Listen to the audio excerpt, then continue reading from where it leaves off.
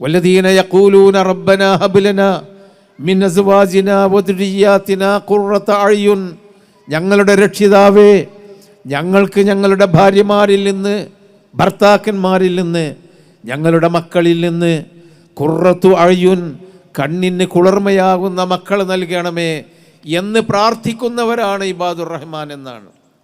എന്താണ് ഇതിൽ നൽകുന്ന ഒരു സൂചന എന്നറിയാമോ? നമ്മളൊക്കെ മക്കളെ നന്നാക്കിയെടുക്കാൻ ശ്രമിച്ചാലും, നല്ല മക്കളെ ഉണ്ടാക്കിയെടുക്കാൻ ശ്രമിച്ചാലും, മക്കൾക്ക് വേണ്ടി നാം അധ്വാനിച്ച് സമ്പാദിച്ച് നല്ല വിദ്യാഭ്യാസം നൽകിയാലും, തൊഴിൽ വാങ്ങിക്കൊടുത്താലും, അവർക്ക് നാം നല്ല പോഷകാഹാരങ്ങൾ കൊടുത്താലും, അവർക്ക് നല്ല മണിമന്ദിരങ്ങൾ ഉണ്ടാക്കി കൊടുത്താലും, നന്നായി കിട്ടുക എന്നത് മനുഷ്യൻ്റെ കൈപ്പിടിയിലെത്തുന്നതല്ല. അത് പ്രത്യേകമായ പ്രാർത്ഥന വേണ്ടതാണെന്ന ഒരു സന്ദേശം, ആ ഒരു സൂചന ആ ആയത്ത് നമ്മളെ പഠിപ്പിക്കുന്നുണ്ട് സഹോദരന്മാരെ.